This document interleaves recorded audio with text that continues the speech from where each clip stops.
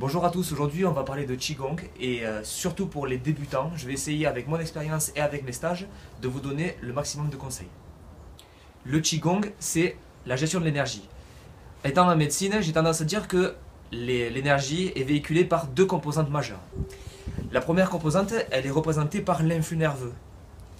L'influx nerveux, il a deux côtés, un sensoriel et un moteur. Et la deuxième, par le flux sanguin, qui lui va être influencé par l'épaisseur des vaisseaux, la vasodilatation ou la vasoconstriction. Le but du Qigong, c'est la libre circulation dans le corps de l'énergie. De l'énergie qui est, encore une fois, représentée par l'influx nerveux et le flux sanguin. Donc l'objectif dans un premier temps, ça va être de maintenir une posture fixe et la plus parfaite possible. Maintenant, la deuxième composante, elle est plus interne. Ça va être la gestion de cet influx nerveux. La gestion de cet influx nerveux, je vais devoir d'abord, dans cette posture-là, me décontracter mes muscles au maximum. Mais ça ne suffira pas. En plus de ça, de cette décontraction qui sera physique, pour le coup, je vais devoir lâcher prise. C'est-à-dire ne pas avoir de pensée négative ou de pensée de contraction au niveau de ces muscles-là.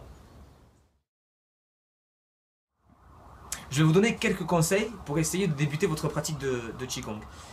Pour moi, j'ai trouvé plus facile de me renseigner sur la posture de l'arbre, qui est une posture qui est très bien renseignée sur Internet. Vous pouvez trouver énormément de conseils directement sur Internet. Bien sûr, il y a des bases à respecter. D'accord?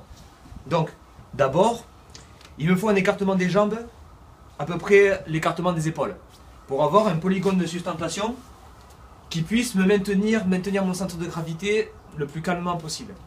Les genoux doivent être détendus. Alors détendus, souvent on voit des postures de l'arbre qui sont trop basses.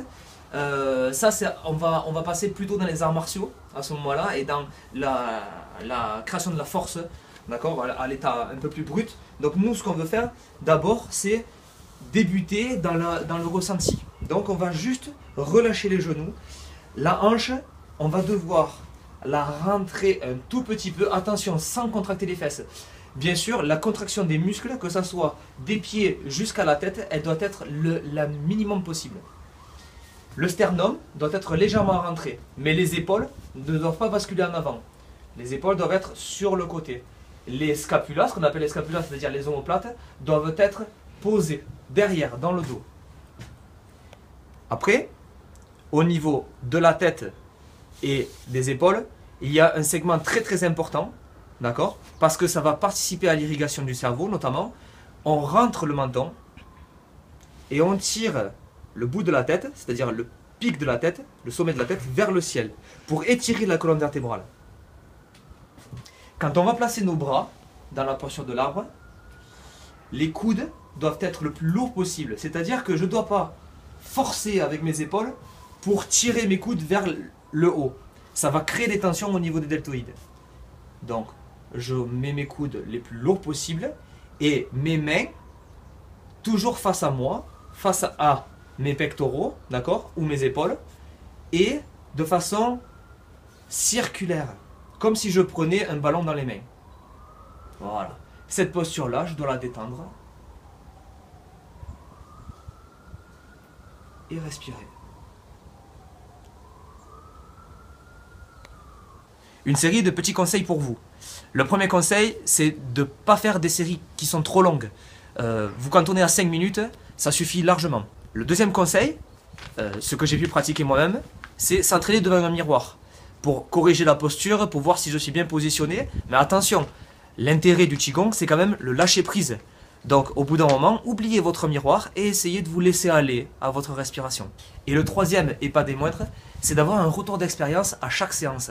C'est-à-dire, vous finissez votre séance et vous vous posez la question, sincèrement, bien sûr, le plus sincèrement possible, est-ce que vous êtes mieux qu'avant la séance ou est-ce que vous vous êtes créé des tensions tout seul?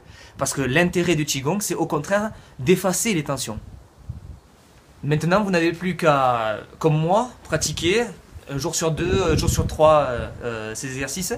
Et si vous avez besoin de conseils, mettez-les dans le commentaire, j'y répondrai avec plaisir.